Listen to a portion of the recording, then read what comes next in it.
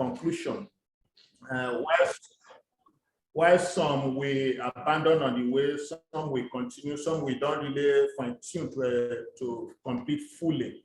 And one of the major challenges that we face as a country is a lack of correct and reliable statistics, either to measure the several giveaway that Nigeria give to in the name of attracting investors to the country or whatever form. Some could be amnesty, some could be incentive, some in other cases could even be waivers and several forgiveness that we do or that result in foregone revenue. We need to have statistics to also measure all these efforts that we do as a country. VAIDS happens to be one of them, and the process among the several amnesty that the country have embarked upon, and even the revenue authorities or the Ministry of Finance as a fiscal policy or whatever. So this morning we are gathered here, just as he has told us, we want to evaluate the VAIDS scheme as it were, and two, probably to discuss its impact or result that was achieved, if any. Then number three, perhaps to highlight any challenge that we encounter in the course of implementing the VAIDS scheme. And four, perhaps to profile possible actions or to address the identified challenges that we may discuss this morning. And five, and to also discuss the way forward, what should we do going forward. So we shall achieve above just enumerated, highlighted agenda this morning through a short paper to be presented by the group lead, Mr. Abba, the group lead, the General Task Operation Group, Mr. Abba Kabiru.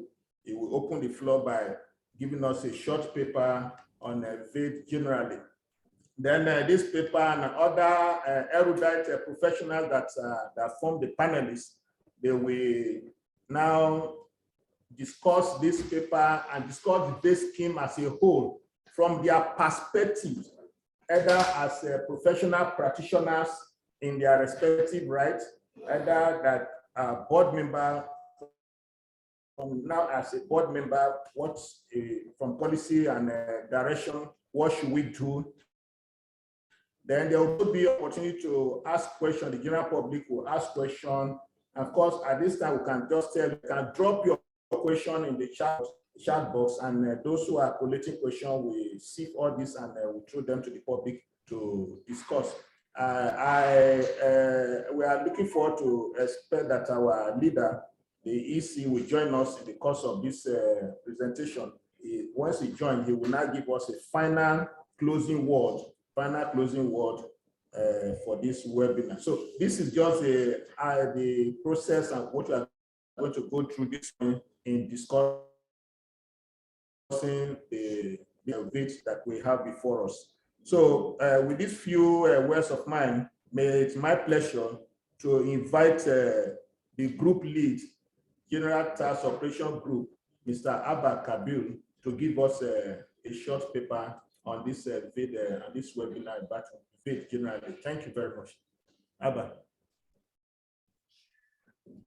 Good morning, distinguished participants. I want to welcome you to this platform, and we thank you for taking your time to join us today as we talk about the next step after the VAIDS scheme, which we tag the post-VAIDS implementation program. But before I dwell into that, I want to give us a small background on what VAIDS was all about, just in brief, and of course, the way forward. The VAIDS scheme came into being, of course, effective 1st July 2017 by Executive Order number 4 of June 29th of June 2017 to give defaulting taxpayers the opportunity to make up their outstanding tax obligations from 2011 to 2016. Of course, in return for waiver of penalty and interest and even prosecution. The scheme was initially scheduled for 9 months, commencing from 1st July 2017. Of course, there was a short extension to June 30th, 2018, from the 31st March deadline that time, based on appeals from professional bodies and our taxpayers. And this was based on the conviction that the overall objective of increasing compliance will be attained. There was a targeted, the scheme targeted certain category of taxpayers who were expecting to participate in the VAIDS scheme. That is those taxpayers who earn an income or own assets but are yet to register with relevant tax authority as at that time. We also have the category of those registered taxpayers who have additional disclosures to make or need to amend prior disclosures and or are registered but have not been filing their returns. There's also another category that is of those taxpayers who had not been fully declaring their taxable income and assets, and the taxpayers who also had been underpaying or underremitting their taxes. At the end of the VAIDS program, the window that was given, that's the 9 months and the 3 month extension, the scorecard that we had was that a total number of over 5,000 taxpayers participated in the schemes at that time. And total companies that paid, that declared assessments were raised and paid in full were somewhere around 1,751. And of course, there were companies that came to declare and they were given approval for installment payment, and their figures stood at 1,464. So we had a total number of 3,215 companies with successful applications. And of course, there were some companies that were not successful with applications, and that's at 1,907 taxpayers. Of course, during the VAIDS scheme, there were some, problems as at that time, challenges, and that resulted to a low turnout on the taxpayers that were expected to come and declare. And for not declaring, there are actually implications for non-complying, because the executive orders at that time, listed consequences of non-compliance. That is, if you don't comply after the period was closed, you are liable to pay in full the principal sum due. You're also liable to pay all the interest and penalties arising therefrom, because if you had participated, that would have been waived. But for those who did not participate, of course, the implications will now be penalties and interest, will be paid.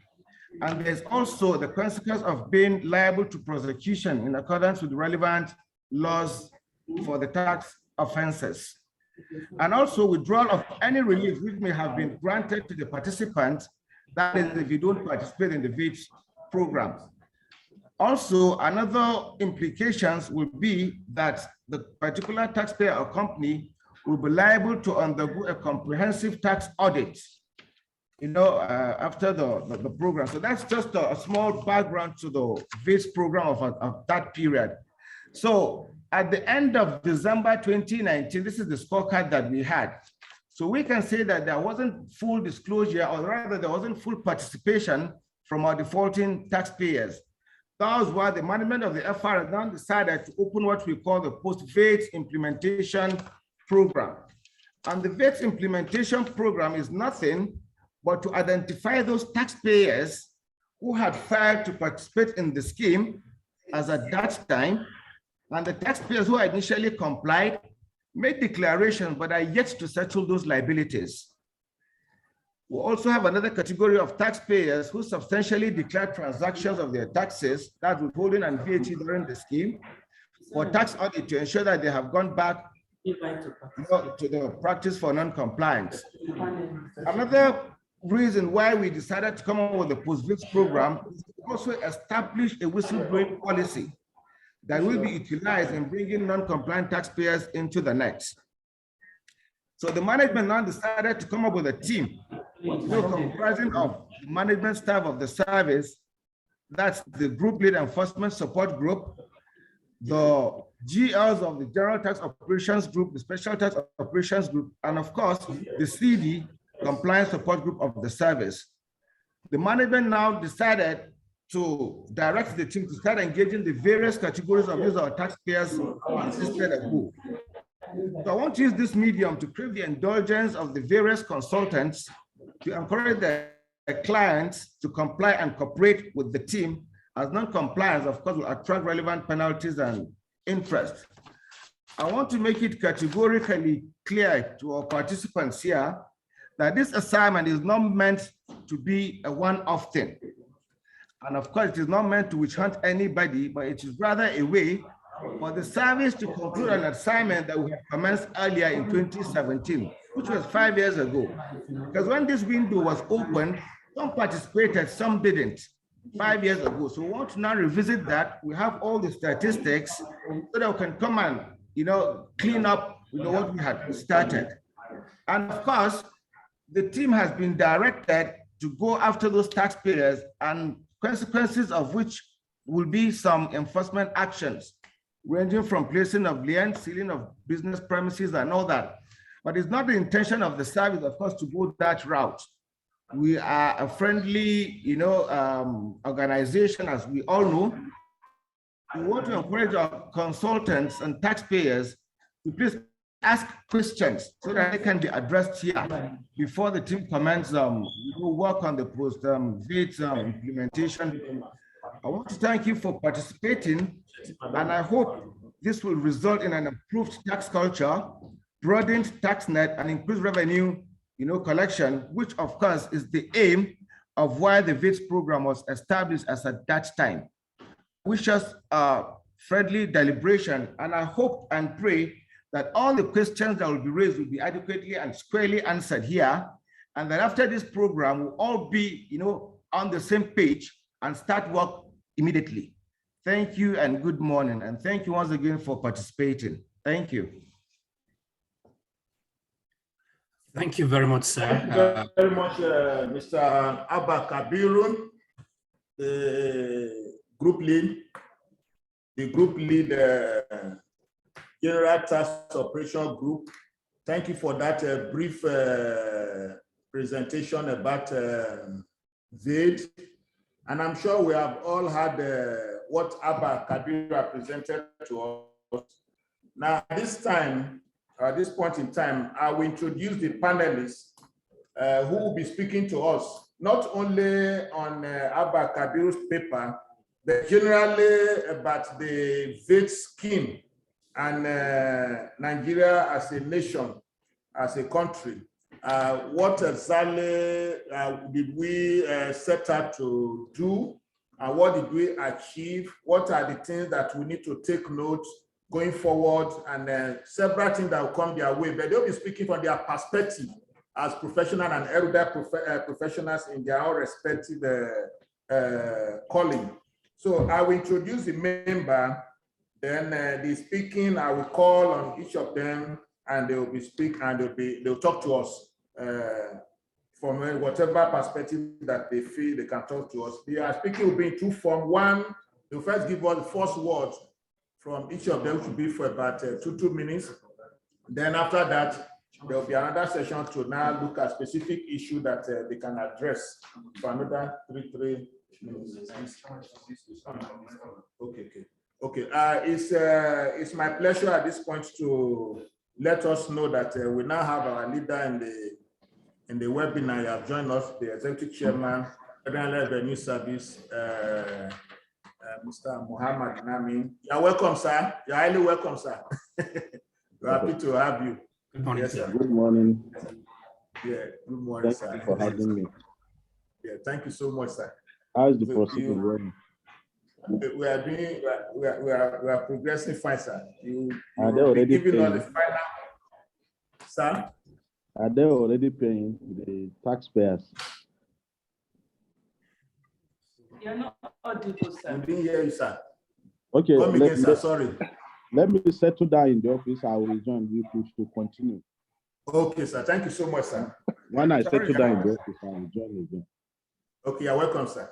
So here we have, as panelists who will be speaking to us, to the general public, we have first on the list, not in the order of speaking, but at least in order of recognition, is our board member, Mrs.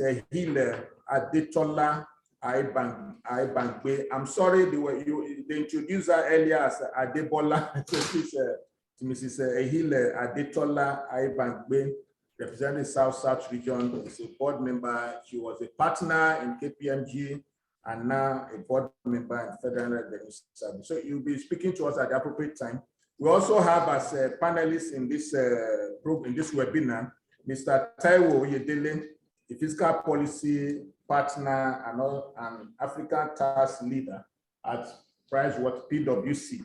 Will be speaking to us very shortly. Then we also have Mr. Abba Folonsho, we will fondly call Omowe, is a friend and a colleague, the managing consultant, Pedabo Associate.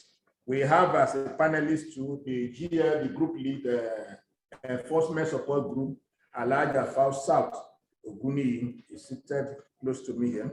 Then we have Mr. Kola Okunwola, Special Assistant to the Executive Chairman, FIRS on ICT, and also the Director, Intelligence, Strategic Data Mining and Analysis Department. You need to go to school to be able to pronounce his department. He's also a panelist in this program.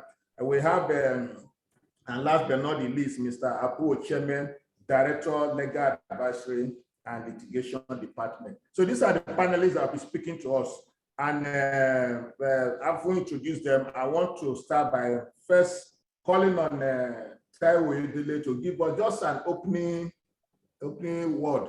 What exactly, what is your own past? What do you feel about this VAIDS generally? We know you as a leader that is wide by virtue of your position and where you covered African and also issue that you handle. They are involved in the economic summit and so many other leading programs concerning Nigeria that borders on fiscal policy. So can you tell us exactly how you feel about this VAIDS? Let's just hear your opening words first for now, for 2 minutes. Good morning. Thank you very much for inviting me. I hope you can hear me well. I can hear you. Yes. Okay. So thank you very much. So this is a good thing that the FIRS is bringing us together to discuss this very important matter. It's 5 years late, but they'll say better late than never.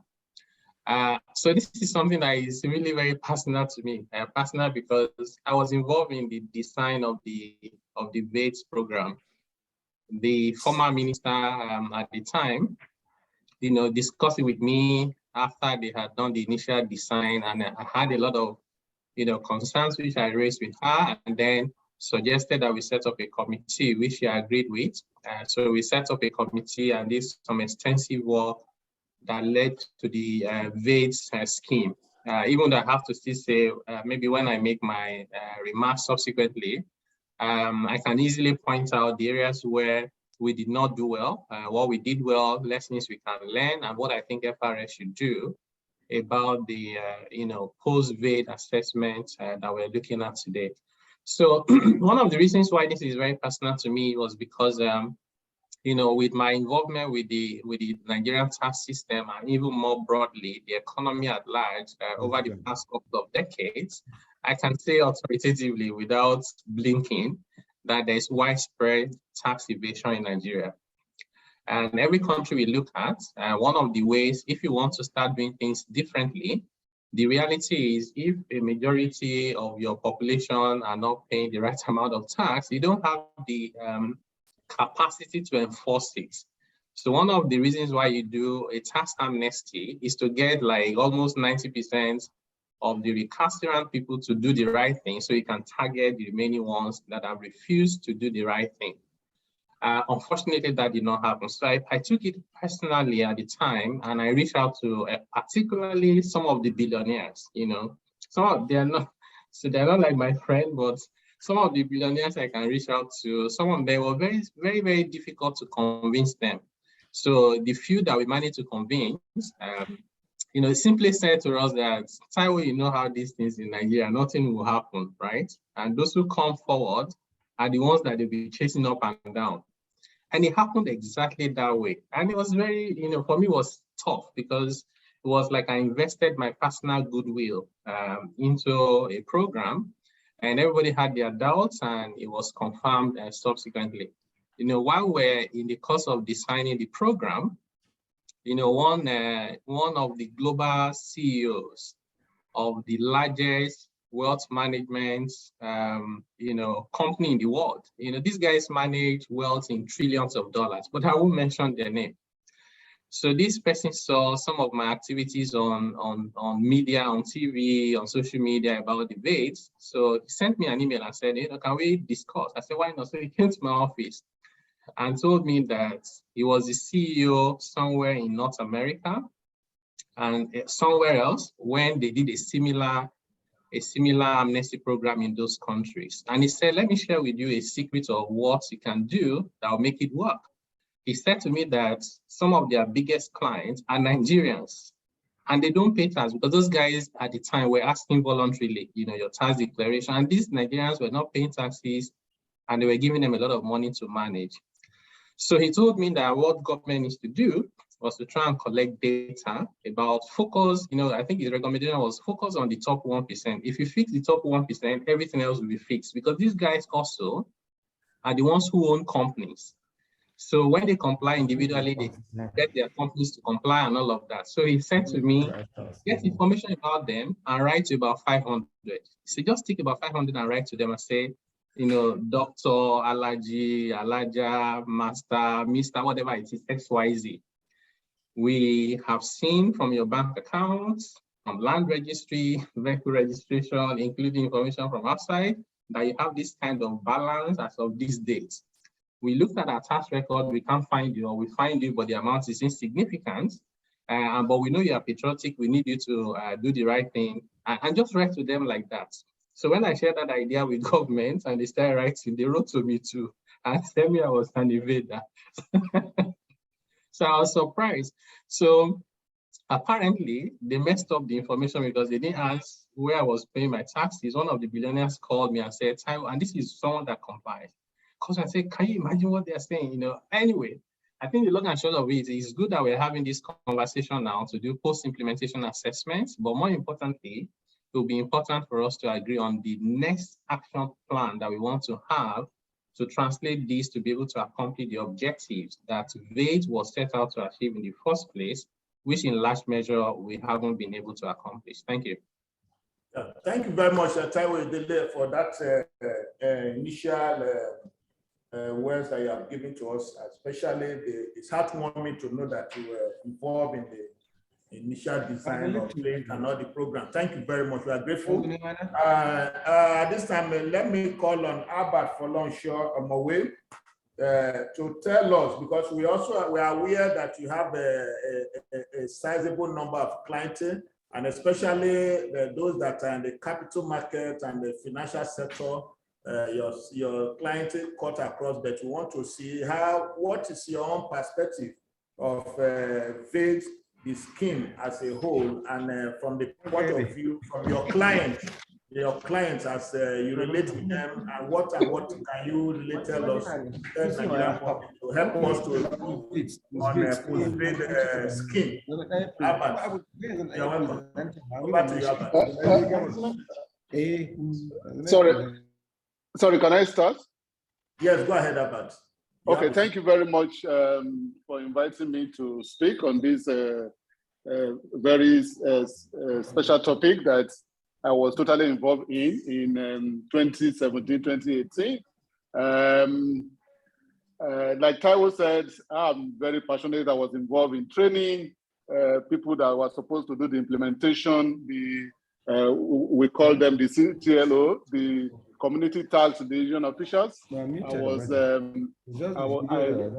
brought in quite a number of persons, encouraged a lot of people to make declaration, and their fear then was that, see, you're just pushing us into this, nothing will happen eventually, and really nothing happened. And it was so disappointing, and that this was not pulled through. You're coming 5 years after now.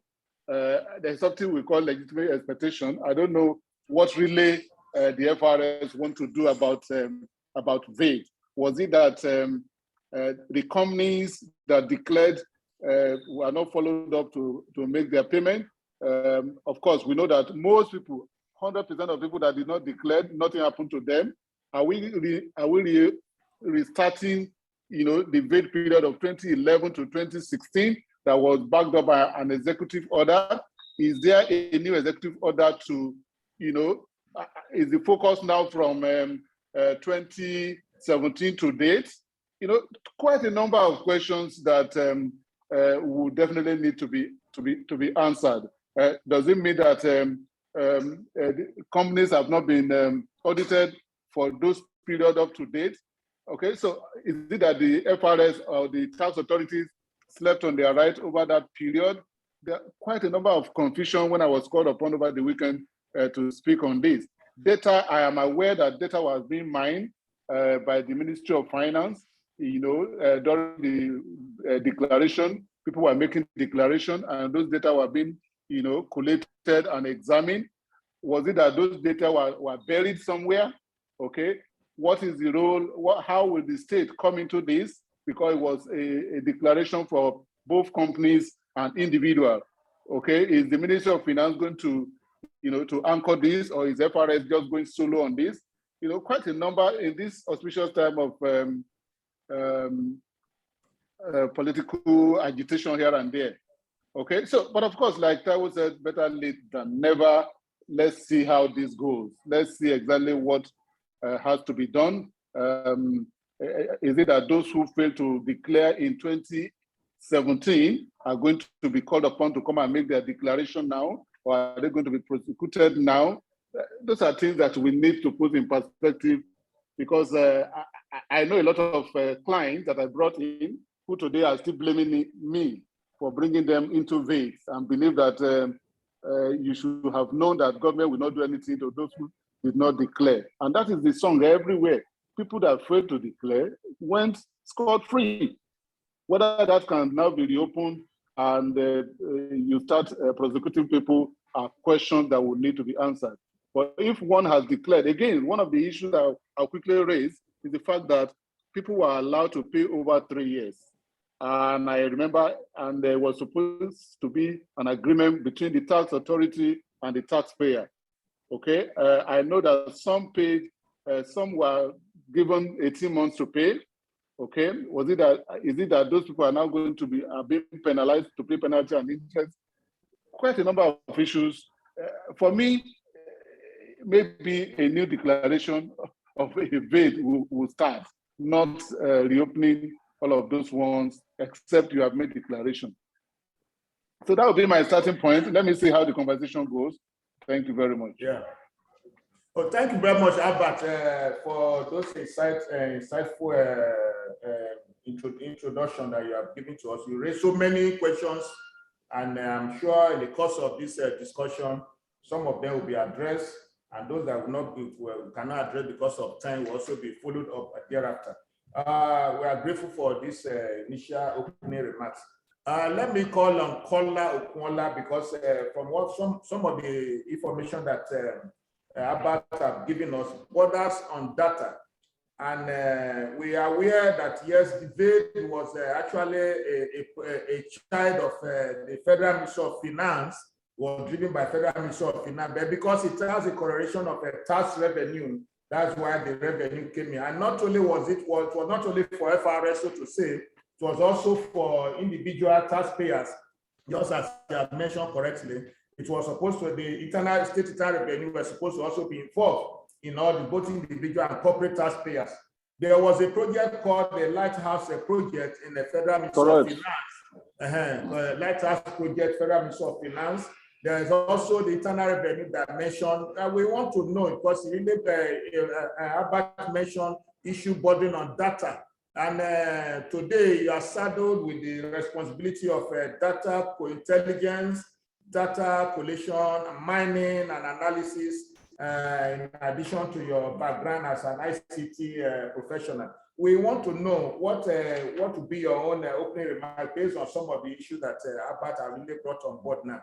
Then Kola Okunola, is you have the floor. Thank you very much, sir. Good morning, all, and thank you for having me.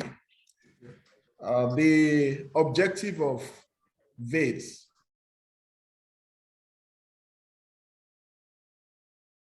declaration scheme was to encourage compliance and to discourage non-compliance.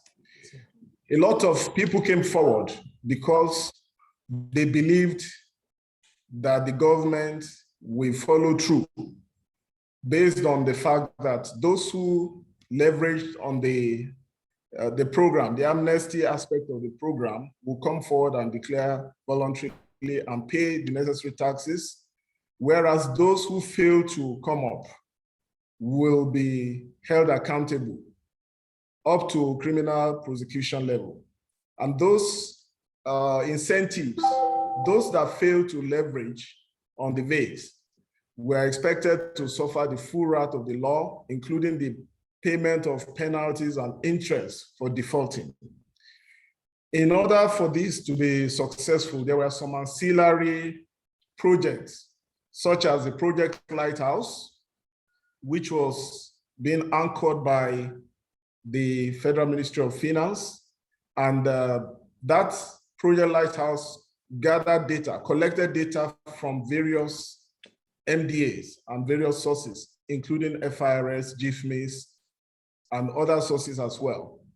Also, a lot of the taxpayers that came forward, that declared voluntarily, will feel cheated because they came forward and nothing happened, nothing seems to have happened to those who did not come forward. So how can we assuage their feeling of feeling cheated? The best way to do that is by the use of data. Now there are some mechanisms available to both the federal government, the FIRS and the states. For example, the automatic exchange of information, which Nigeria is a beneficiary of, that gives information on taxpayers, Nigerian taxpayers who have assets outside the shores of this country, and for the relevant financial institutions to report back. So we have some of the, based on the existing data and mechanisms, it is possible for us to identify taxpayers who did not leverage on this, on the VAIDS, and to bring them to book. And I believe that if this is done, it's going to give some succor to those who came forward voluntarily. So I think one of the things we need to make people understand is that there was a discussion between our chairman and a past board member. And that was some years ago. And some of our colleagues were saying, oh, we do not have data. And that was Mr. Mark Abani. Mr. Mark Abani made a statement to say that the data, the data that we already have, both in Ministry of Finance, the FIRS, automatic exchange of information, is very, very massive. And through this data, we can bring out a lot of non-compliant taxpayers. So also, there is also need for interagency collaboration. We need the states to be fully involved in this endeavor, because a lot of the taxpayers are also individual taxpayers. We need other institutions like the federal, like the Central Bank of Nigeria. So it's better late than never. So this is the right time for us to resurrect the VAIDS program and to see it through, because there was a documented plan. We started the plan, we got to the middle, and we stopped. So it is necessary for us to make progress and get to the end, see to the conclusion of this program. Thank you very much. Thank you, Mr. Kola, for those opening remarks. And at this point, you have raised some issue that I would need to call on the Director Legal to also give us his view or opinion on some of the issues that have been raised. Albert mentioned the issue of the legal basis for this post-FIRS exercise that we are embarking upon. And you have also said that those that didn't participate in the initial VAIDS scheme will be brought to book, even with this exercise that we are trying to do. So we want to hear from the legal perspective. Are there legal basis for this exercise? One.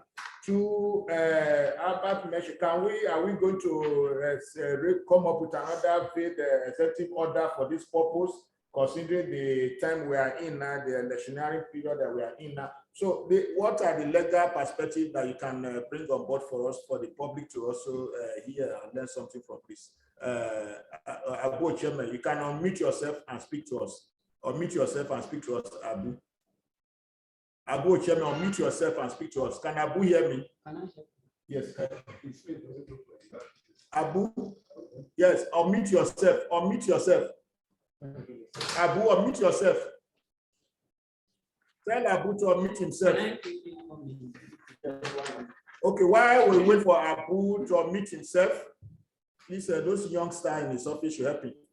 May I, at this point, call on our GL, call him on phone, our GL enforcement support group, Elijah Fasa to Guni, to speak to us from the perspective of the enforcement, because when Abban Kabir made his presentation, he spoke about so many taxpayers who declared and did not pay.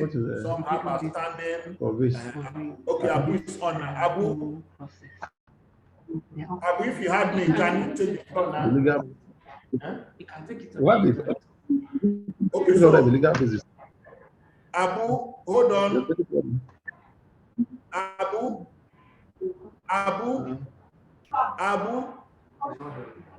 Huh? It's not there. Yeah. Okay, faster, please take over.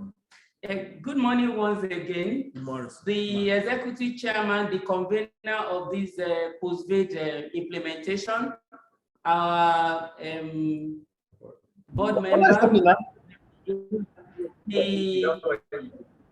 the partners in the partners and friends of Federal Inland Revenue, Mr. Taiwo Oyedele, Mr. Albert Fodorusho.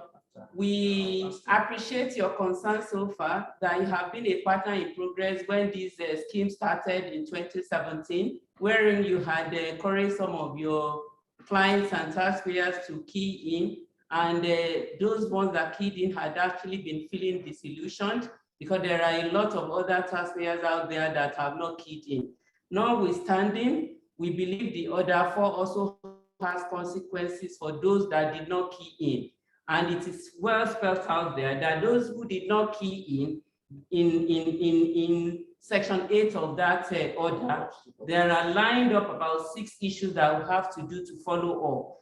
That the principal sum of that liability has to be paid, the liability with interest and penalty, and so on and so forth. I will allow the legal director to give us the consequences of not keying. But most importantly, Mr. Kola has also dwelled into the issue of data. We have data in the system, we have in the Ministry of Finance, but what we needed to do is to have harmonized this data. And like Mr. Taiwo rightly said to us, sometime in 2021 during our ESG retreats, that if we do not do anything post-VAIDS, it's likely to give those other taxpayers a free will that they can do anything and get away with it. And that when we started the VAIDS, one of the things that militated against a good result was the issue of engagement. And now we're ready to engage with the taxpayer, we're ready to engage with the consultants, and we're also ready to engage with whistleblowers to be able to harmonize the data for us to say, for purposes of this discussion, if Mrs. Oguni is declaring that her net worth is 10 billion, whereas from the data at the end in our repository, she's worth about 100 billion. So it's easy for us to follow up from that end. So for now, we're ready. We have harmonized some data and we're going to follow up. And as to those who have keyed in and have not fully paid, that's why the enforcement group is ready and willing to implement the enforcement actions on those who failed, those who did not declare proper, and those who have been fraudulent in what they declared. I rest my case. Thank you. Thank you very much, Elijah Faustat Oguni, the group lead enforcement support group. Thank you for those initial words. May I, at this time, still call on Abu Ochemen, Director Legal. We need to hear from him from the legal perspective and legal implication. One on the plan post-VAIDS exercise that we are trying to carry out. In fact, all these things about VAIDS, what happened and what is going to happen, after VAIDS, in spite of the fact that we have lost 5 years, or the 5 years has passed by, we need to hear from him the legal implication of all this, and as we plan to go forward, what are the implications legally? Where's Abu Chairman? Can we hear from Abu Chairman? Huh? Yeah. It's log off, okay. Abu Chairman, while we wait for him to join us, I think maybe perhaps they mistakenly log him off the system. Where is Abu Chairman? Yeah. Huh? Huh? He logged off. Huh? I'll correct me. I don't need to wait for him. Okay, while we wait for Abu Chairman, I actually wanted our mother in the house to be the last panelist to speak so that they can give us let me, because Abu Chairman is logged off, let me call on our board member, Mrs. Ehile Adetola Aibangbe, to speak to us on one, because she was a partner in KPMG before becoming a board member. And now she's in the seat of the board of FIRS, who are superintending the policies of FIRS. And we are saddled with this huge responsibility of generating 10.4 trillion. And we are looking for where can we get this money from, if this is one of the ways we can add to that basket. We want to hear from you, Maya. You have the floor, man. Good morning, everyone. Thank you so much for having me. Permit me to stand on all existing protocol. And thank you so much for being here. And to my other panelists, I want to say thank you so much for yielding the call. I think with any tax amnesty scheme, there are success stories and there are a plethora of things that were not successful. I'm very happy to hear some of the numbers of declarations that came forth. You know, with respect to the people that came forth, declared and were successful, and those that were not, that were unsuccessful. And I think we're echoing what everybody has said today. You know, the aim of an amnesty program really is encouraging non-paying members of the public to come forward. And did we achieve that as a service? I would say yes and no. Yes, reading, listening with the the group leader spoke to us on the number of declarations, it was clear to us that quite a number of companies did come forward. We don't have the records for the individuals that came forward because that would require collation across the various states. But it was evident that even when I was in practice, I recall we brought a lot of corporate taxpayers even to come and take advantage of the VAIDS program. So in talking about whether it was successful to the extent that it could be successful, we would say yes, yes, we achieved what we wanted to achieve, but more importantly is what we are doing now, which I'm very happy we are doing, because it's always better late than never. How do we then ensure that we walk the talk we wanted to do post-VAIDS, and we implement certain things that we're supposed to do post-VAIDS? And that brings me to the issue of enforcement that has been spoken about extensively today. So what are we doing for enforcement as a service? What are those things? I think at the end of this thing, a lot of the consultants in the room, a lot of the participants, and even our staff will want to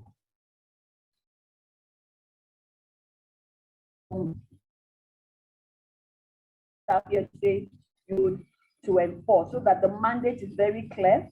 The tax advisors can take it to their client to say, this is the new mandate of the service, and this is how enforcement is going to be come post-VAIDS. The second thing I wanted to talk about was also, how do we then sync VAIDS with all the other initiatives that we're doing, whether it's in tax promax, the technology initiatives that we're doing. Kola talked about data mining, whether it's even exchange of information. So how do we make sure that we're syncing all those various initiatives together? The federal government has magnanimously issued the Proceeds of Crime Bill Act, and also the Money Laundering Prevention and Prohibition Act. So how as a service are we going to work together with justice, to make sure that we leverage on these provisions of this act that has been given to us, recently, and go out to prosecute people, that haven't come forward with VAIDS. particularly those that we can see clearly that their source of income cannot be explained, whether it's through what we've done with CAC or the data information we have with the bank account. So how do we work hand in hand, with other agencies to make sure that we achieve this aim, particularly with these bills, with these acts that we now have with us. The third thing and the final thing before I rest my case would then be the role of the states, particularly because during the VAIDS program, a lot of the states didn't really honor the provisions of VAIDS. Some states did, some states didn't, and some states didn't even understand it as well. So what is the role of education, enlightenment? What is the role of the JTB in making sure that the states are also with us, working with us, in this enforcement drive? And this is necessary because of these seasons we're in. We're in a political season, and you have people that we want to give, we want to hand over our treasury to. How are we sure that they are good stewards of those treasuries? So what would the role of the state be in enforcement of this project? So I would like to hear that from the House. Thank you very much. I'll stop now and then yield the floor to to Mr. Abu, and then wait for the question and answer. Thank you very much. Thank you so much, Mark, for this three perspectives that you have put forward. And you have mentioned an aspect that we also want Abu to address, along with the earlier ones that were mentioned, the legal perspective, legal implication of how to bring the invaders. She mentioned that what are we doing to work together with the Ministry of Justice to bring some of these invaders to book and other things that she mentioned. Albert mentioned they raised a lot of the consequence of not keying to this the platform that the federal government have given us.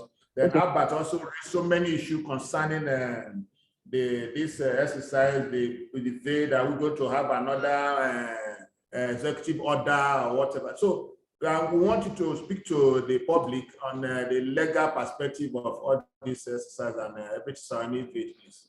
Okay. Good morning, senior colleagues. Good morning, senior colleagues, and good morning, all the participants. I want to thank you all for this opportunity to speak concerning this VAIDS. I'm happy that I'm speaking concerning it because I was one of the people that developed this VAIDS scheme. I was in the committee too.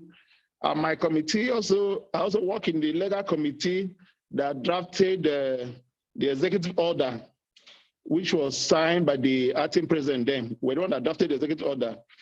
And then the legal framework, just like somebody was asking, what is the legal framework for this VAIDS? We all know that section 315 of the Constitution empower the president to issue executive order with respect to existing law to bring such law into conformity with the Constitution. It was on that basis that we advised that the president should issue executive order for this VAIDS scheme. And also, we also look at section 24F of the Constitution that provides that every citizen has a duty to declare his income honestly, to appropriate and lawful agents, and to pay his tax promptly. So based on those provisions, we recommend that there should be executive order concerning this VAIDS. And then we are happy that the president agreed with our recommendation and the executive order was made for this VAIDS scheme. Then coming to the issues that have been raised this morning, like when we're drafting the executive order, if you see section 8 of that executive order, which talks about consequences of failure to comply, we're so certain that yes, there are certain companies or individuals that will not comply. And that was why we put it there that yes, if you fail to comply, you'll be liable to this liable. But one of the things there that I want to talk about is liable to be prosecuted. That yes, those who fail to comply, they are liable to be prosecuted. And I can assure you that for us in the legal department, we are ready, fully ready to prosecute all those who fail to comply.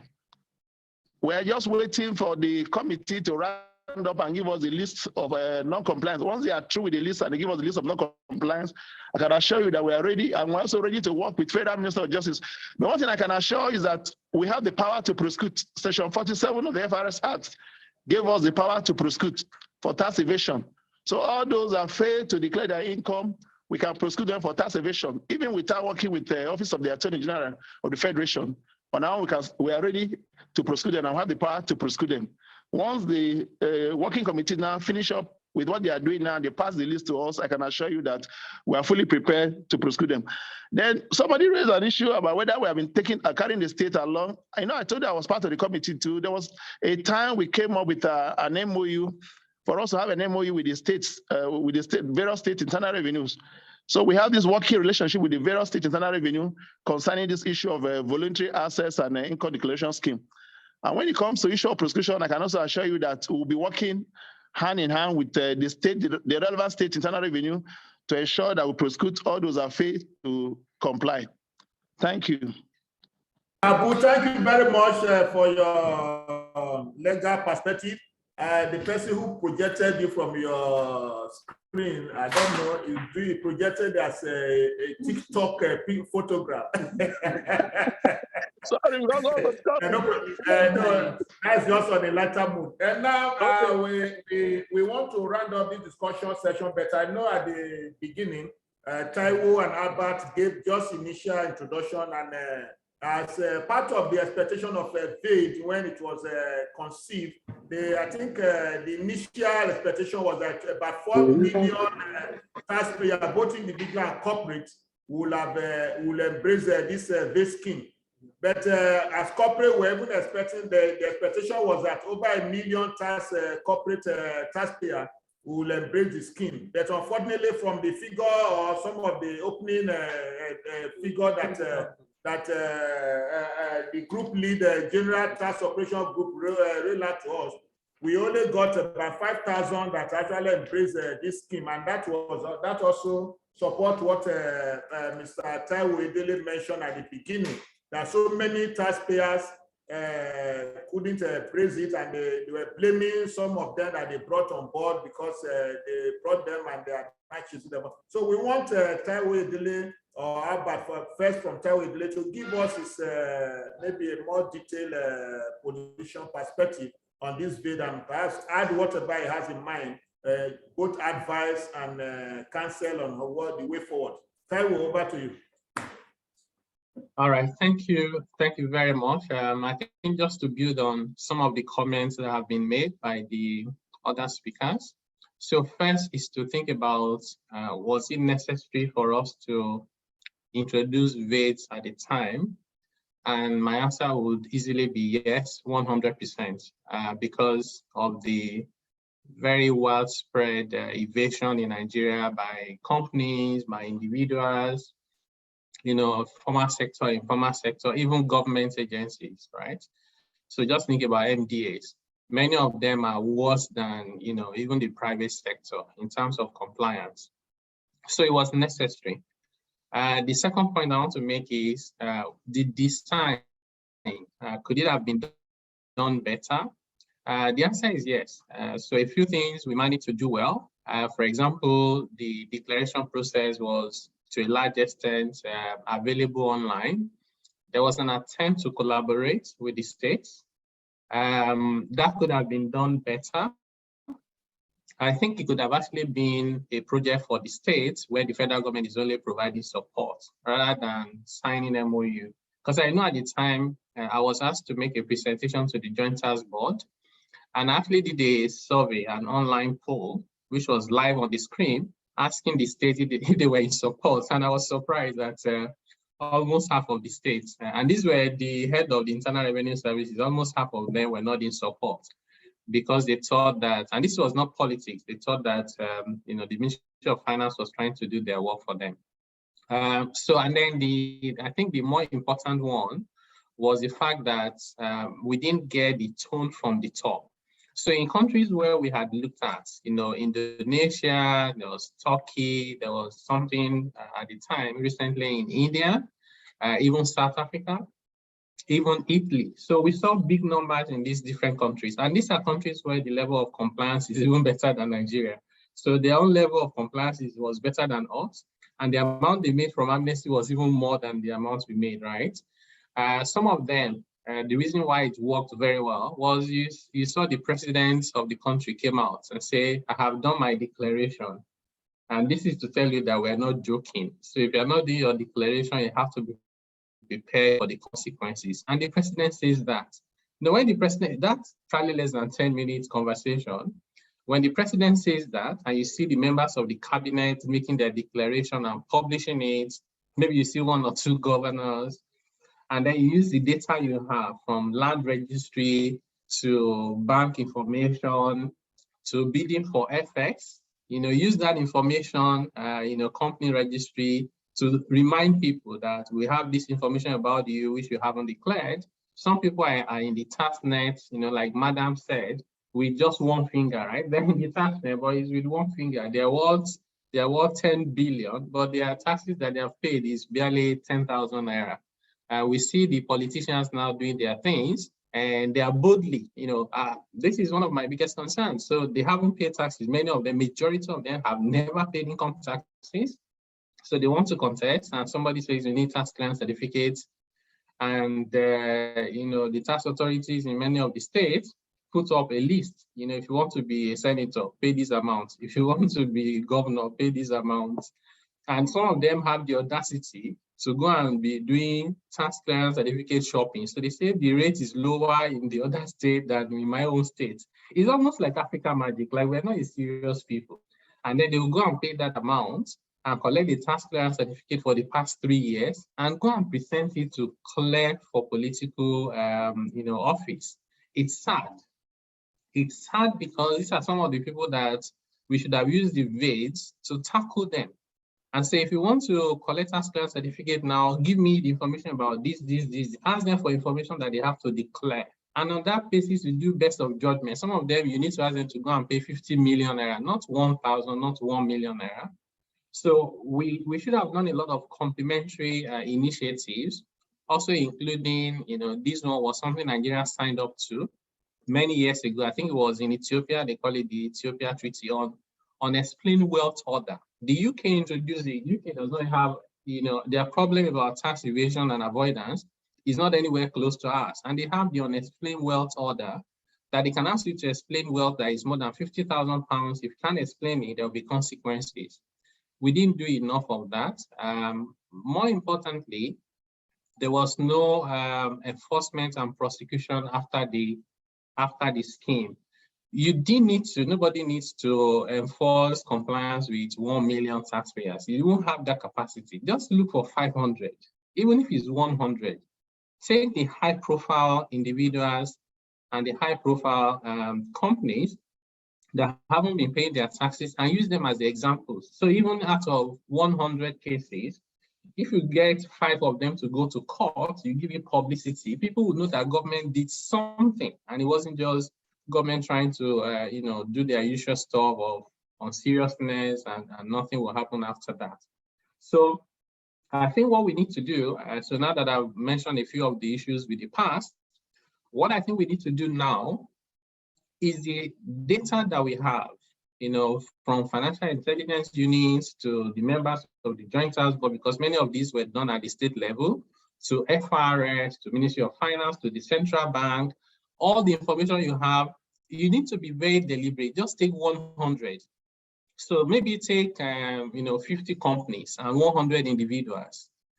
Get reliable data from your database in a coordinated manner about them. Just write to them.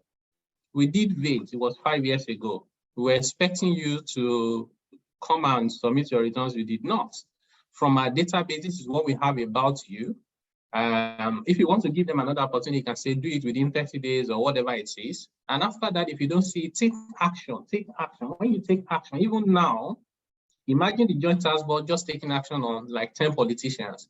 Make sure you pick them from, because Nigeria, before you know it, they'll say it's tribal, it's politics. Make sure you pick them equally from the 6 geopolitical zone, maybe 2 per geopolitical zone. Pick Christian, pick Muslim, right? And just use them as an example and say, Joint Task Board. There's nothing they will do to you. We are Joint Task Board. Put it in the public. Some of us will jump on it and help you to propagate it because we have to fix this country. And I do think personally that tax is one of the ways in which we can start reforming our country because there's empirical evidence to show that it takes decent people to declare their taxes honestly and pay it promptly. You won't find any criminal doing that anywhere in the world.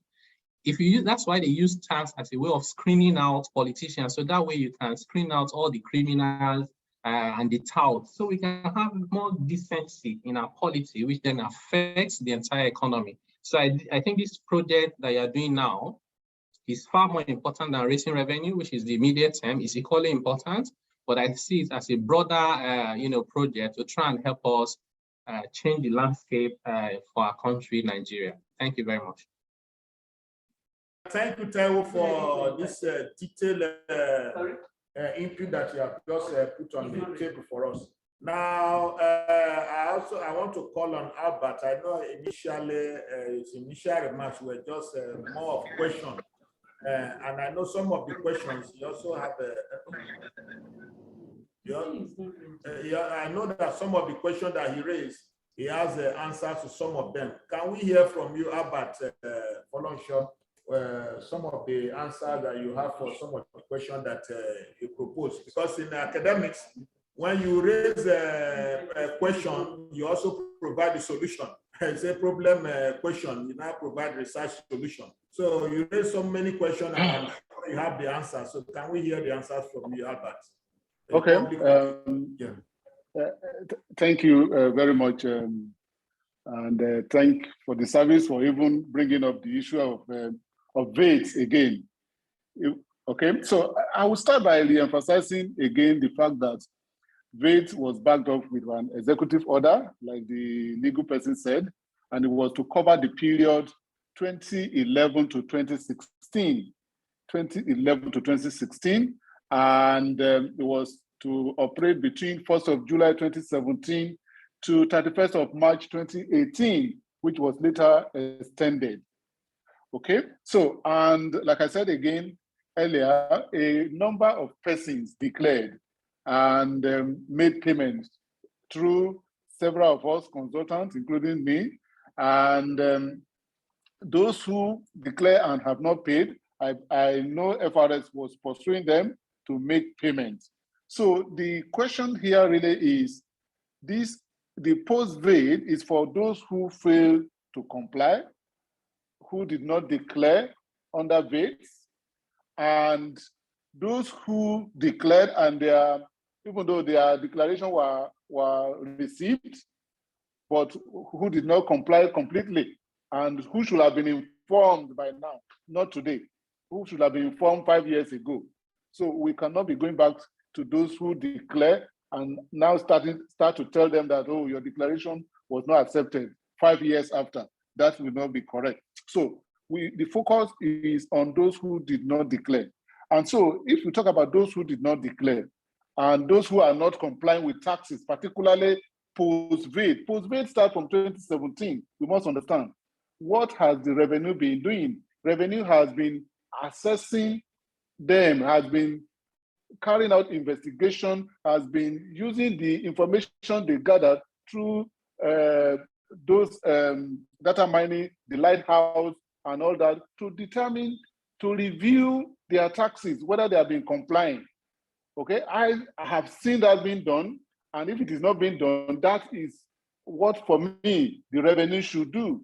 Those information are available. Bringing in the issue of VAID for immediate revenue generation is not likely to, to meet that objective. It is for a long-term project, as at that time, to ensure compliance. And so the focus now is for compliance, not for immediate revenue generation. Because if we use that as the objective of this project again, and it's not yielding the result, it will be abandoned, just like it was abandoned before. And some of us were thrown under the bus for supporting, governments to push forward this scheme. We were thrown under the bus. Quite a number of persons now are still aggrieved that we venture to engage them or encourage them to comply. So for me, to generate revenue now, it's not about VAIDS.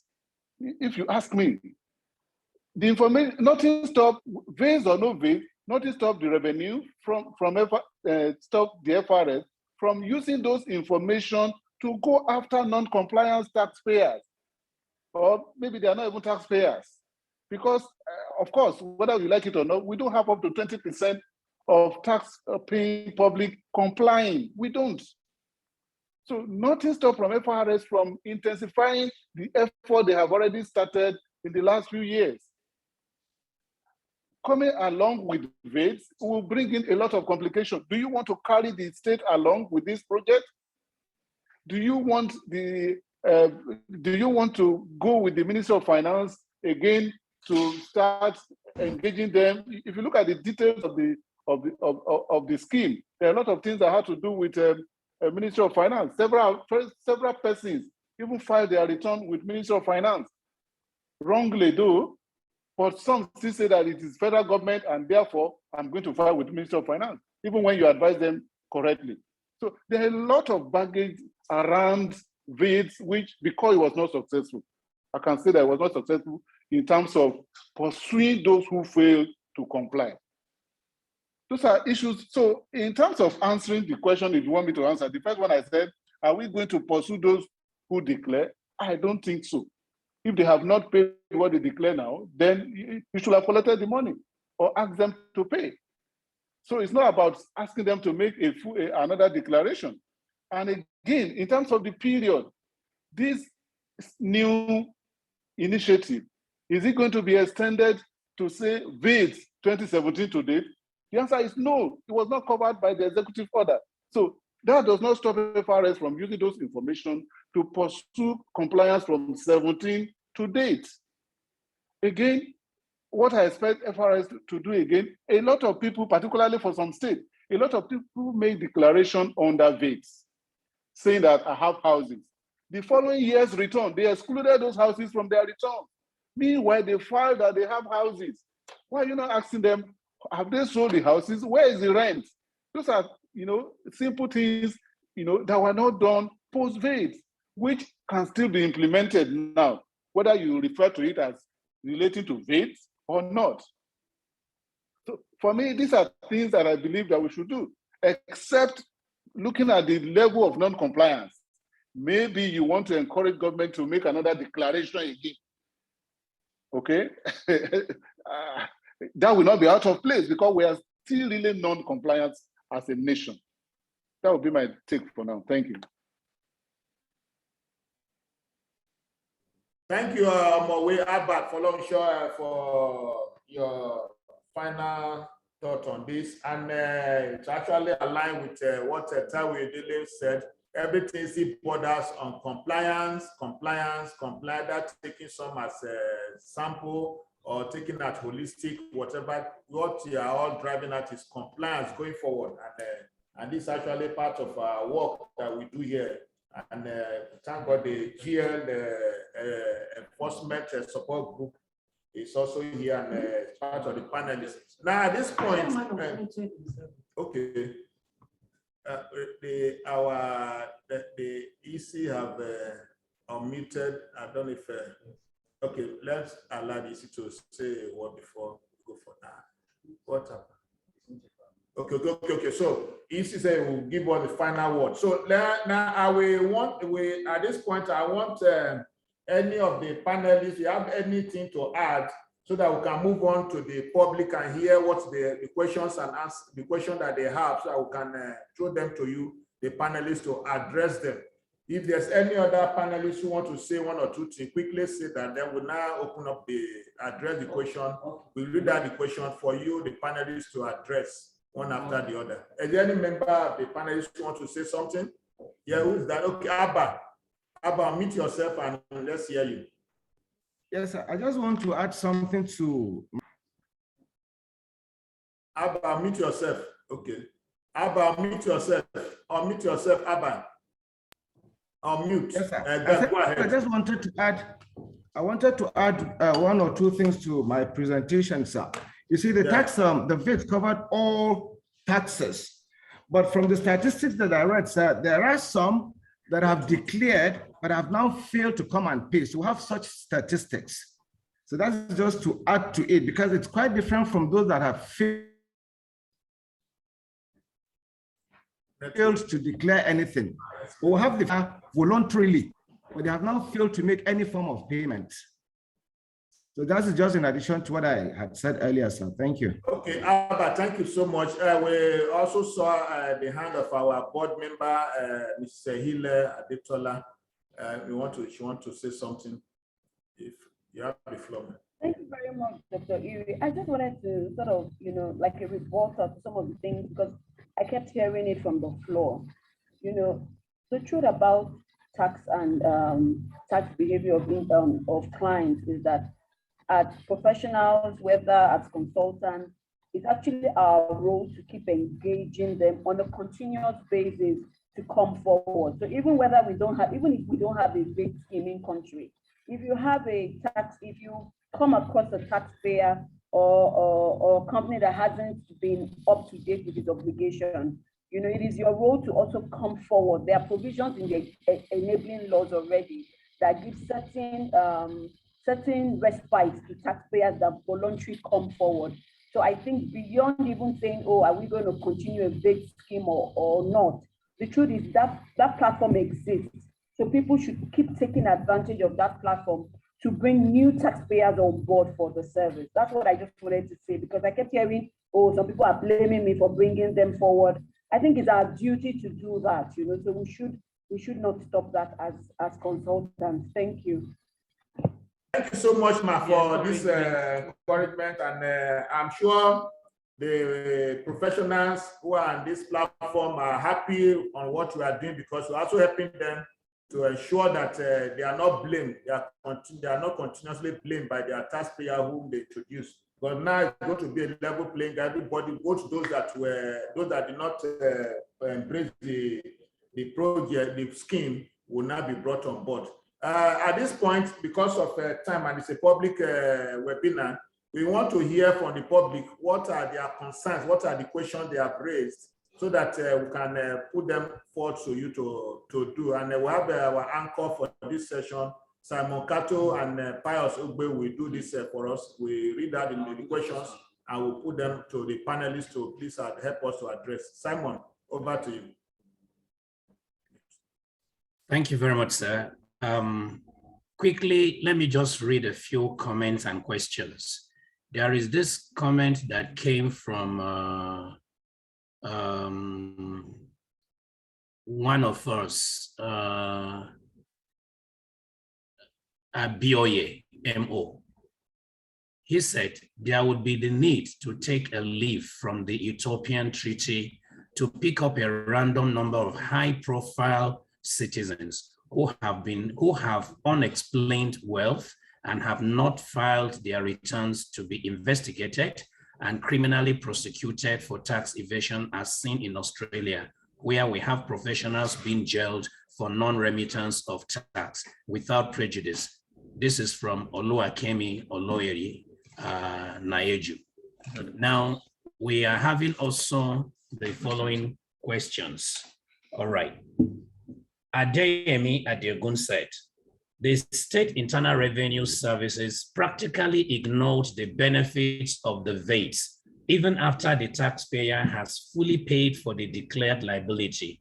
They will still conduct tax audit for years already declared. Now, another person, an anonymous attendee, later gave his name as Engineer Kazim, a business owner in Abeokuta. He said, I hope this relates, with the advent of Tax Pro Max online online filing system, it has been easy to file returns and annual CIT, but having to still take hard copy printout to the state MSTO makes it look like a double work and still negates the ease of filing online.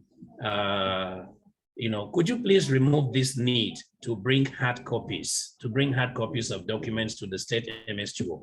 Well, somehow it can relate in a way. The second question is, what is FIRS doing to help businesses that are always complying and file their returns as at when due and never default in the areas of assessing credit facilities to help their businesses? Physically, we do not get real dividends of paying taxes to the government, but FIRS can be a channel to encourage businesses to continue paying taxes by acting as of guarantees for compliant business to access credit facilities from banks.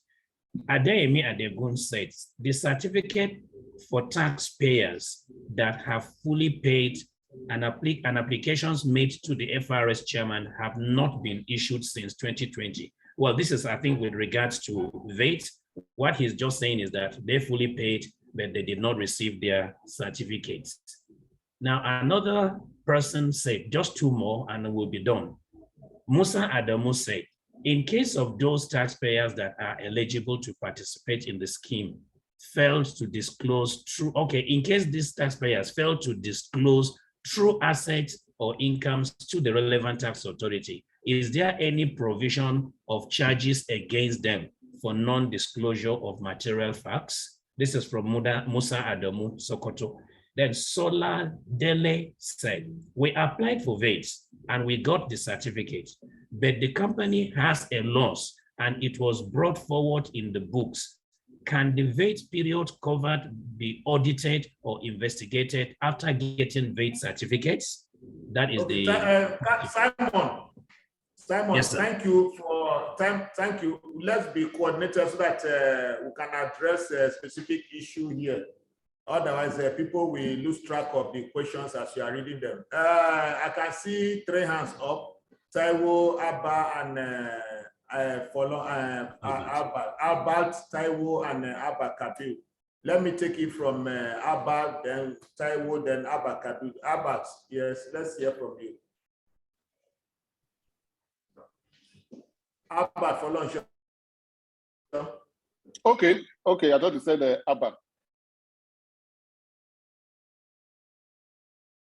Okay. All right. The first question which I want to address is the one from Abioye on unexplained wealth. Okay, so for me, that is a continuous process. That is what government, I mean, the revenue authority, have continuous power to engage, continuous power to ascertain whether persons with wealth have paid their taxes. Okay, so I don't see that there's no restriction on the authority, as to what method they can use to ascertain the level of compliance of persons, whether individual or company. And we believe that the tax authority have that power, and they should use the power. The tax authority can use the power to assess those who have not been complying, and there is no restriction, VAIDS or no VAIDS. That position remains. The second one I quickly want to address is the one that talked about state internal revenue carrying out tax audit for a company that already declared. It will be recalled that during the VAIDS period, not all of the states, agreed or even bought into the VAIDS scheme. Some of them believed that it was a scheme for the federal government and mainly to find a way to deny state of their revenue. And so maybe in those states, but particularly for Lagos, I know that Lagos, understand VAIDS, benefited from VAIDS, and there is no way anyone that filed VAIDS in Lagos correctly will be investigated or was being investigated. There is nothing like that. So that would be my comment on those questions. Thank you. Mr. Taiwo, your hand is up. Let's hear from you. Yes, thank you. I think Mr. Albert addressed many of the questions already, but I think maybe I just wanted to add to the point that Ehili made around the need for all of us to encourage taxpayers their returns. And I do agree 100% of that. It's our duty to do that. But I think when it comes to tax amnesty like debate, it's different.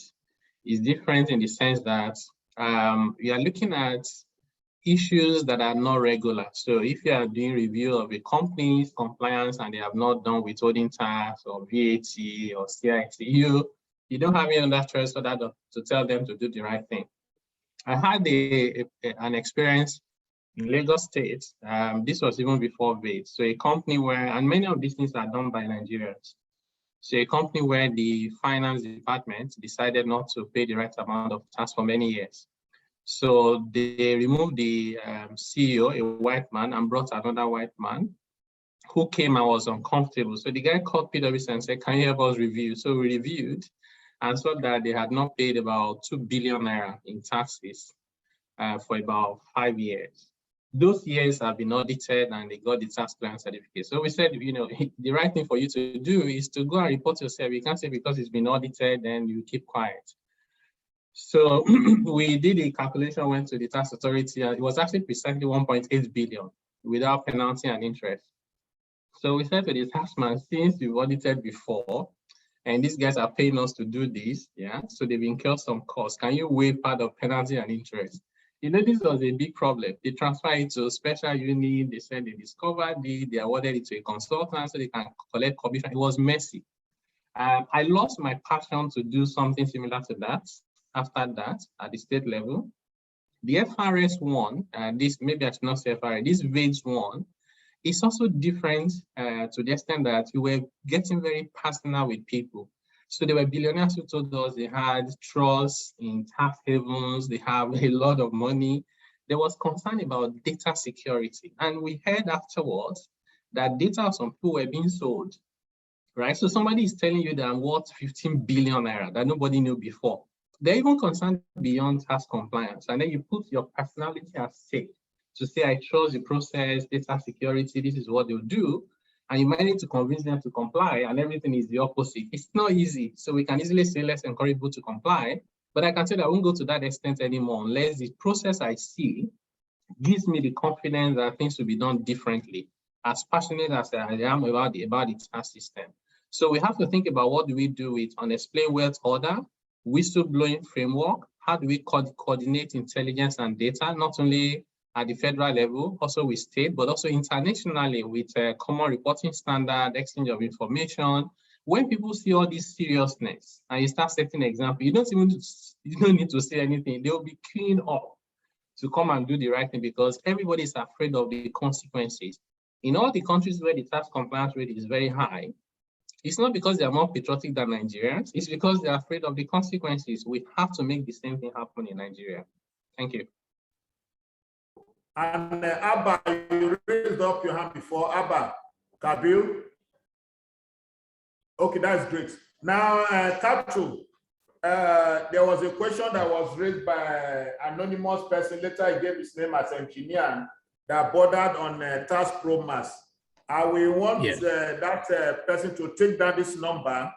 This is our contact center number, so that we can address this issue after this webinar, personally with him because of the time. The number is 094602700. I repeat, 094602700. That is our FRS International Contact Center number that is 24/7 operational. Please take down this number and we will reach you.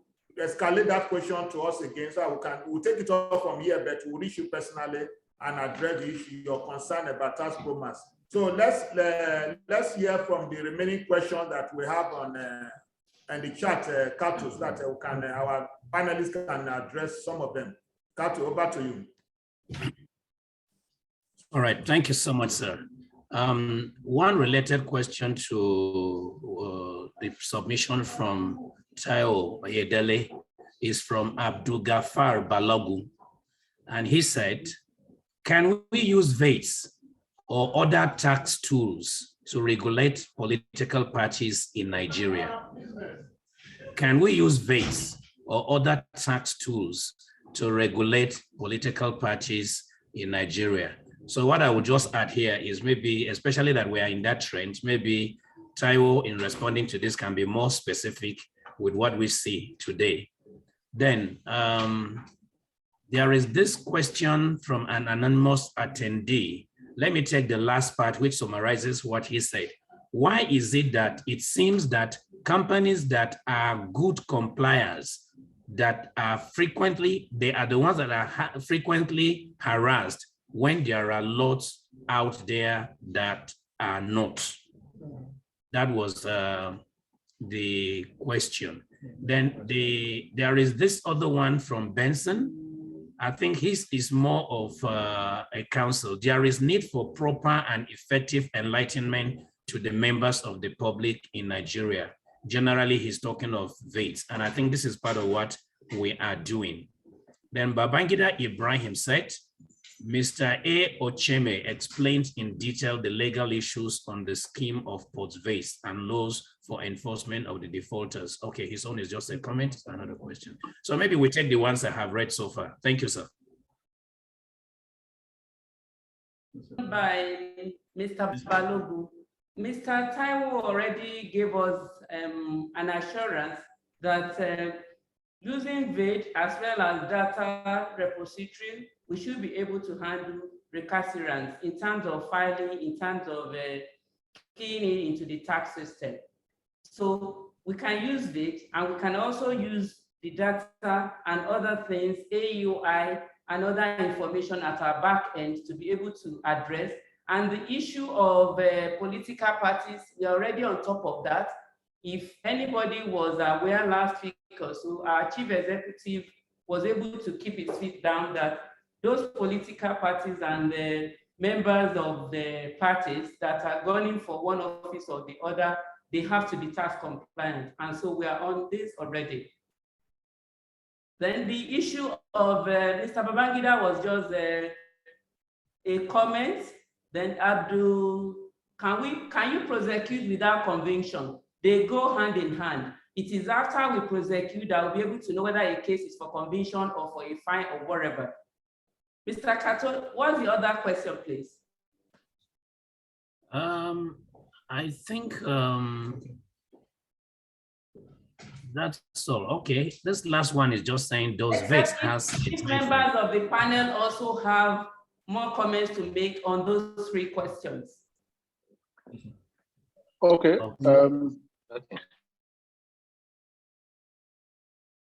My answer up. Yeah. Okay, thank you very much. Of course, this is a very important question. That why is it that it is the compliance company that have been audited? Okay. Of course. I believe every company is being audited per se, and for those non-compliant, particularly those that hide under the informal sector, you know, who are much more formal than even formal companies, they are the ones that should be under focus. I mean, particularly for this type of scheme, and they are the ones that should have come under the VAIDS scheme, who failed to come, and so they are the ones that FRS should go after, particularly those companies that are hiding as if they are informal, even though they are formal. You go to a labor market, you see a lot of them there. My reason for coming back is just to say that because I heard the chairman saying that have they paid the other time, and I believe that we're in June, and June ending is coming fast. A lot of companies are gearing up to file their returns, and a lot of them are also afraid of what may come of their returns, particularly with Promax. And I also know that some tax offices have arranged engagement with some taxpayer in their jurisdiction to educate on how people will file their returns.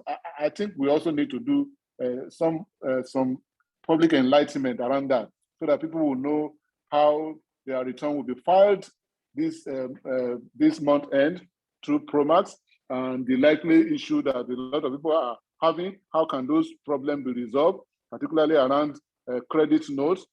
I think that has the public need to be addressed. And again, quite a number of companies are also struggling around ability to pay. What is the possible limited opportunity to encourage them to pay, even if it is within a 2-month period or whatever? So I think something from the public is required.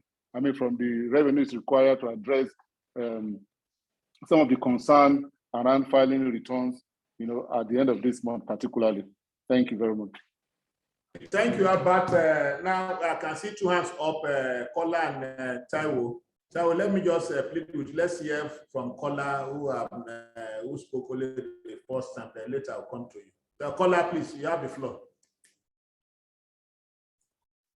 Thanks for having me. Yeah. The Federal Inland Revenue Service has the authority to bring taxpayers to the net, whether there is with or without VAIDS. So the bringing of taxpayers who are non-compliant or who are outside the tax net into the tax net is an ongoing process. And we have a much more serious focus on it now. There's a massive program to bring taxpayers who are not in the tax net into the tax net. And we have all our tax offices are already going after taxpayers that have huge commercial activities but are not tax compliant, and some have never paid, some have never filed. So that's an ongoing process without prejudice to the VAIDS. So one of the things that we need to do more is a taxpayer education, which is what we are already doing. We are doing, our offices are already carrying out a lot of taxpayer education, because our intention is not to punish, but to encourage compliance. And we use that penalties and interest and enforcement as a last resort after having exhausted other options. So this is my little remark on this situation. Thank you. Thank you, Kola. Now let's hear from Taiwo. Then we'll take one additional 2 questions. Then we wrap up. Then the EC will now speak to us. Yes, thank you very much. I think the question on political actors, what we can do specifically. So maybe a couple of things. One, I think what the FIRS is doing now, you need to also do it in collaboration with the Joint Task Board. And then one, you need to either seek an audience, and I commend the EC of FIRS for initiating that process where we had the INEC chairman, ICPC coming together. That's the beginning of the conversation. So that's very good. We need to build on that, either using the platform of the INEC or writing directly to the political parties. They're not like 1 million of them. Just write to them. You can also put something in the newspapers, which is really just saying to them that in line with Section 77 of the Electoral Act, these political associations are corporate bodies. And if you look at the definition of who is supposed to file returns under CITA, it covers any corporate body established under any law. And when I was looking at this, I saw many countries, US, India, Australia, almost every country in the world, political parties file tax returns. In some countries, they have exemption for some of their income, and beyond those income, they pay taxes. So in the Nigerian tax law, there's no exemption for them, there's nothing. You can actually just, even though you may not get money from them, but this is the time to make noise. Any noise you make about the tax system is good for the system because it creates awareness. Even if you have to go to court and the court says they don't need to file tax returns, the fact that you created the awareness helps. Then you can look at the list of the aspirants and write to them, which is why the JTB comes in. Just write to them individually. We know you are patriotic, you want to contribute to Nigeria. We look at our record, we can't find you. We need you to declare. You don't need VAIDS to, I think many people have said, you don't need VAIDS to do that. Once you do that and you follow up, they're also afraid of anything that can disqualify them now. So they'll pay attention to you. When you're writing those letters to them, you can have a summary of task guide. It might be 2 pages that tells them how to file returns, what to do. The awareness you create, the impact it will have, even after they emerge. Some of them will become governors, they become lawmakers. The way they're handling tax matters today is very, very disappointing and weird. You start creating that culture. This tax awareness and education, this is the biggest place to make that awareness and education. And we can't miss, if you miss the opportunity now, we wait for another 4 years. So that's the bit I wanted to add. Thank you. Yeah. Thank you, Mr. Taiwo Dele, and my sister by my side here just commented that this pro bono consultancy. So we are very grateful for this pro bono effort we have put forward, and I'm sure our leader is taking notes and we'll put them into use. May I just at this point just ask the question coordinator to give us to look at if there are any critical question, maybe one or two critical questions, not necessarily in the sequence in which they come, but you must have reviewed the question. Let us hear one or two germane questions that the panelists can address. Then after that, our leader round up this webinar for us. All right, thank you very much, sir. The two questions I would want to pick available here are these. One from Odionosen Oherion. He said, the VAIDS scheme in 2017 did relatively well without much use of technology. Can the FIRS leverage more on technology to easily get defaulters to declare income and assets? The solution will allow defaulters to register, track progress, declare, and remit unpaid tax. Okay, so Kola will speak on that. The next one. The next one is from Adesola Omolabake Adeyemi. Omolabake Adeyemi. I posit that the section 24F of the Constitution of the Federal Republic of Nigeria be amended by removing it from chapter 2 of the Constitution, and the word citizens should be changed to persons, which will include all citizens and corporate bodies under the law. That's her suggestion. Okay, thank you so much. Kaito, look for another question. This is suggestion is noted. This suggestion is noted. Okay, what is Adebayo Joshua has these last two questions. The COVID-19 period has impacted so much on the post-VAIDS program. This has greatly affected even those companies and individuals that keyed into the program, majority of which could not continue payment. My questions are, one, what is FIRS doing to continue monitoring these people and companies? Two, what is FIRS doing to bring others into the dragnet? And three, has those companies continued filing? And if not, what is FIRS doing? Thank you. Okay, thank you, Kato. Now the questions are related, and the caller will address them as I give each of the panelists 2 minutes to give their final word. The caller will add this question on what FIRS is doing, using data, using ICT to drive the compliance, so that add it to his own comment. Then after that, our leader will now round up give us the final word. So let me give each of them in no particular order 2 minutes to speak to us their final word. Then the EC will round up. In no particular, anybody can start. Albert, I can see you on.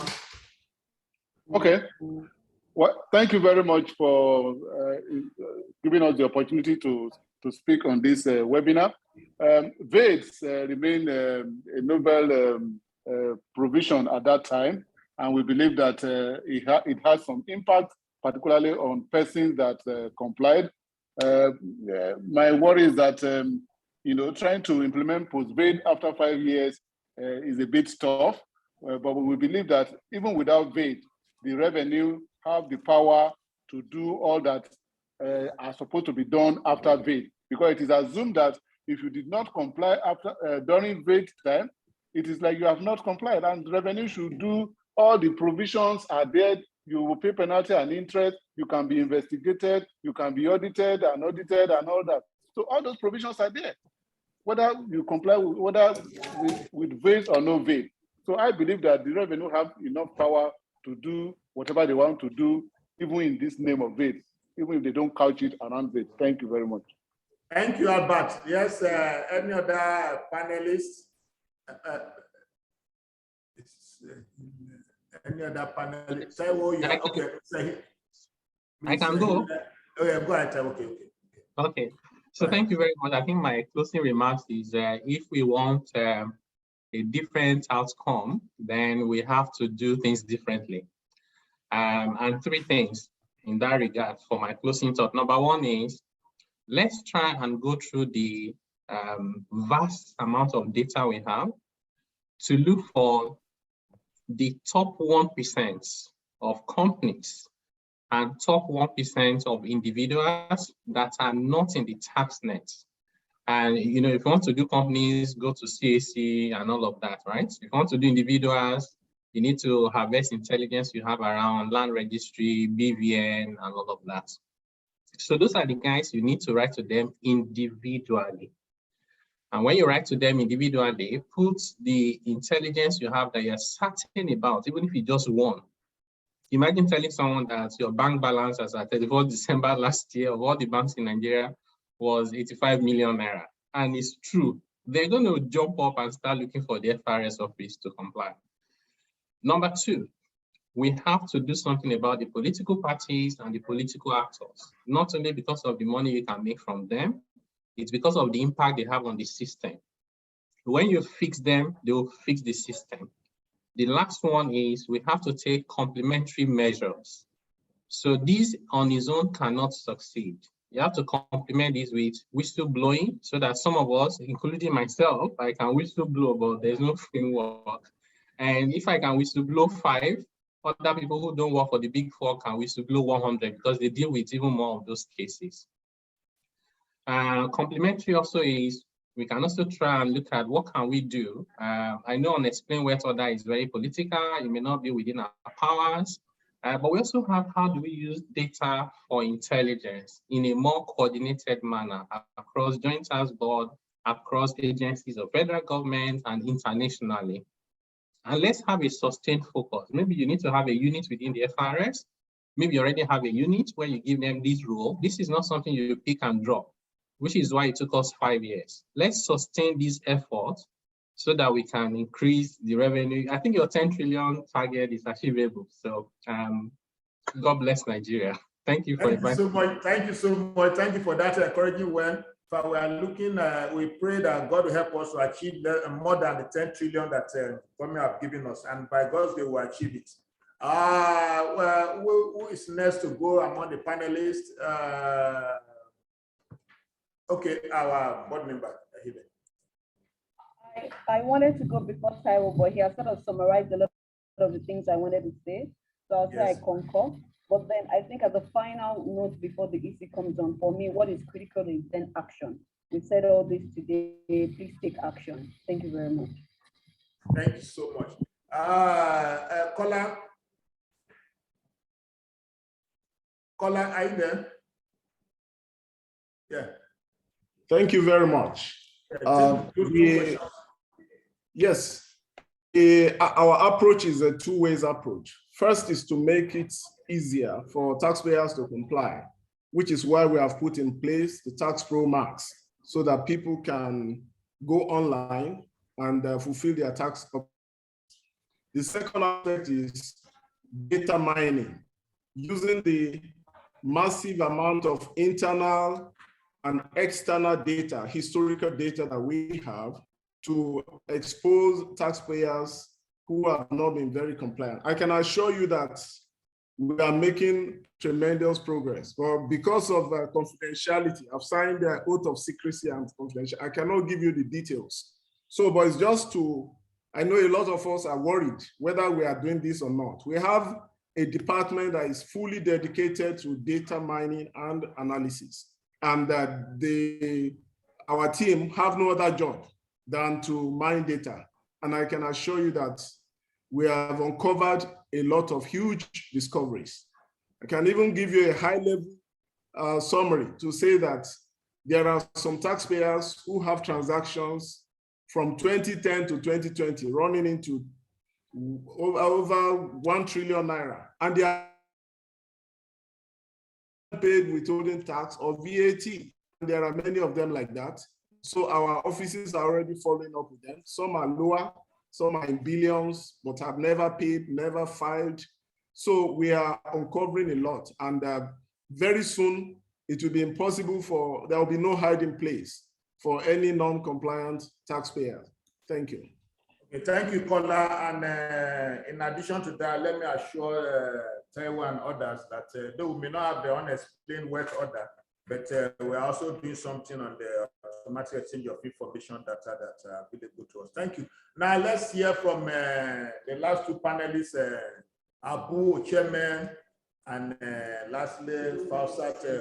Okay, Abu Chairman, let's hear from you. Your last. Okay, thank you. Mine is to appeal to non-compliant taxpayer that there is a need for them to start complying with all the provisions of the tax law, because FIRS with VAIDS, we are now ready to prosecute non-compliant taxpayer. So they should please start complying with all the provisions of the tax law. Thank you. Thank you, Abu. And finally, let me call on my colleague, the group lead, Enforcement Support Group, Ajia Alaja Fausat Oguni, for our closing words, then our issue take over. Thank you so much. The chairman, once again, thanks so much for being the chief convener of this and for giving us the encouragement. The board members are consultants that have also given us the encouragement and given us pro bono consultation to be able to drive further on enforcement issue. Now, this is another chance again for us to pursue those taxpayers and to say that we're now ready to listen to them, and out there we have enough data to pursue them. So one more chance again, they should declare, and then they will be free of minimal punishment. And then we also want to plead with the public. If you see something, say something. By the Finance Act that came in for 2021, being executed in 2022, it is not a crime for you if you see anything that borders about revenue, non-declaration or suppression of income. Please come over and declare. We have enough amnesty to protect you by virtue of the political tone that we have now. So please, you can only be on the run. You cannot hide forever. We'll catch up with you. By way of enforcement, we are using this forum again to plead with you to declare. It is one country that is all for us, and we all have Nigeria as a project to succeed and to also finance our budget. Thank you so much. Thank you, Ajia Oguni, Fausat Oguni, and I also join my voice with her to encourage everyone. This is our peak period. Please come forward and do your voluntary filing and payment. At this point, I want to hand over the webinar to our leader, the Executive Chairman, Federal Revenue Service, Mohammed Nami, to give us the closing remark and bring this webinar to a close. Thank our leader, sir. Over to you, sir.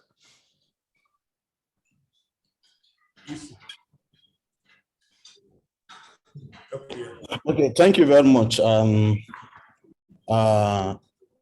The coordinating directors that I present on board, the board members, task consultant, taxpayers, staff of FIRS.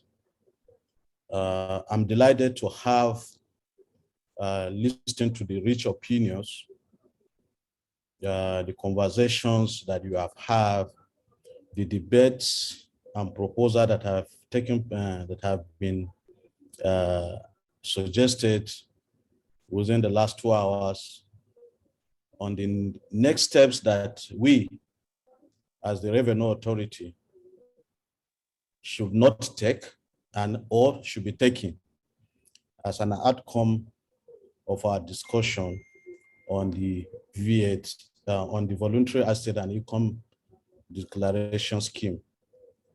I want to especially thank the members of FIRS board, particularly Ehile and Ajia Fati, that are fiscally present, that are on call, the task consultants who I was taught provided some consultancies for free. We appreciate you that you have done that and have contributed, spoken richly to the discourse, as well as the general public who have listened and participated in this webinar. I must thank also those that have sent in their questions.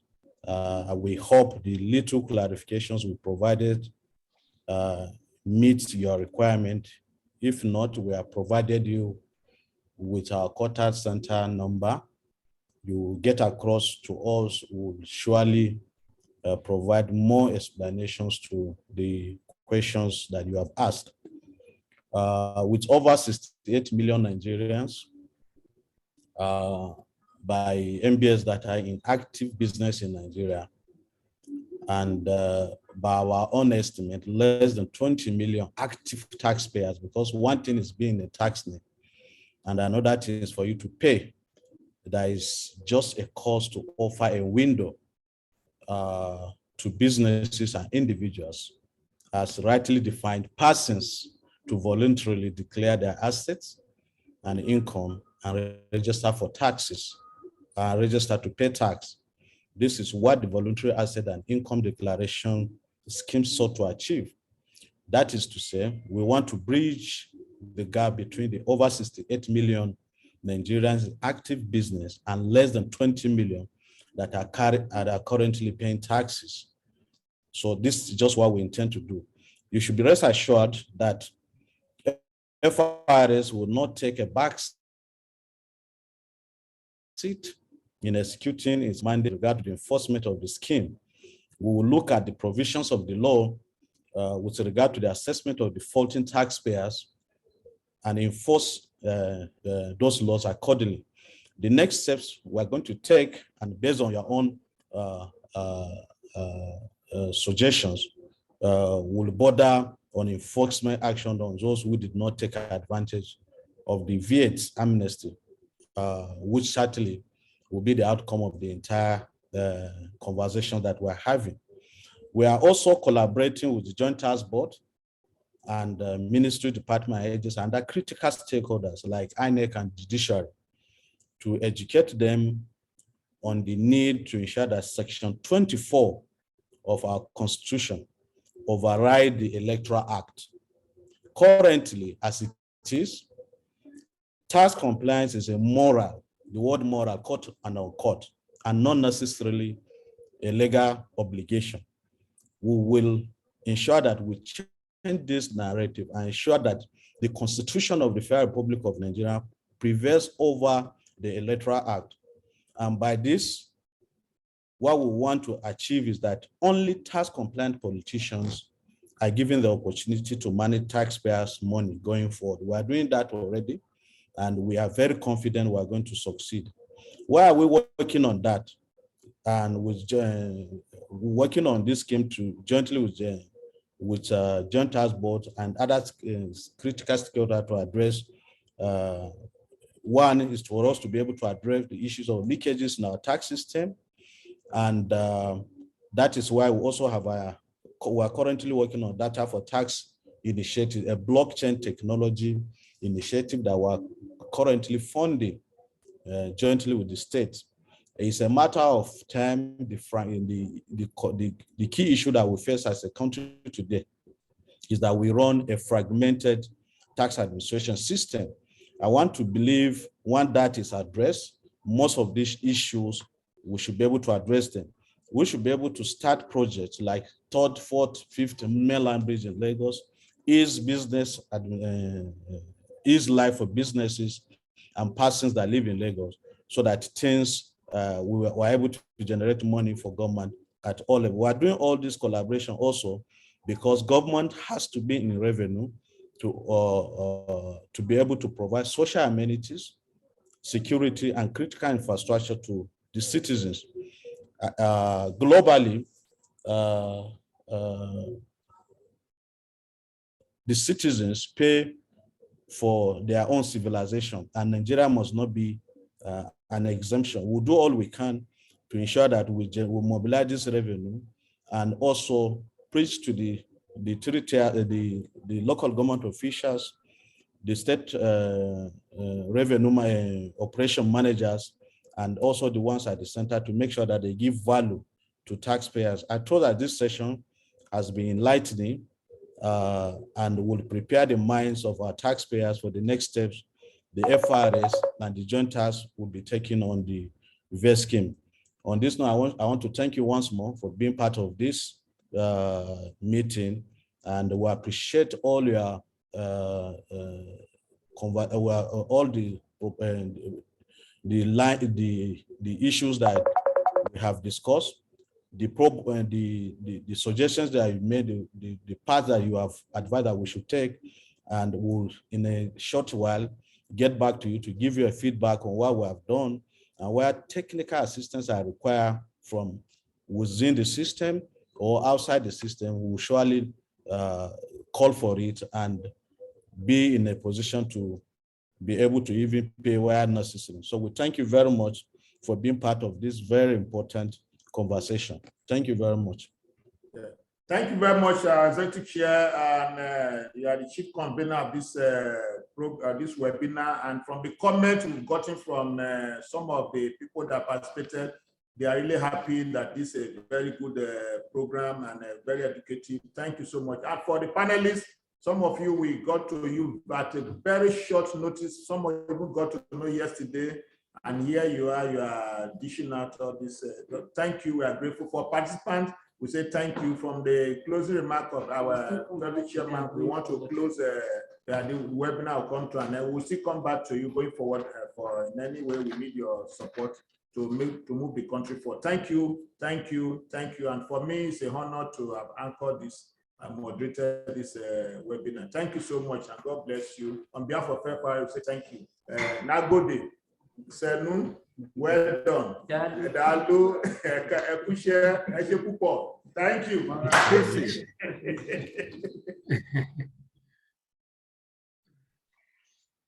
All right, thank you. Thank you, bye-bye, everyone.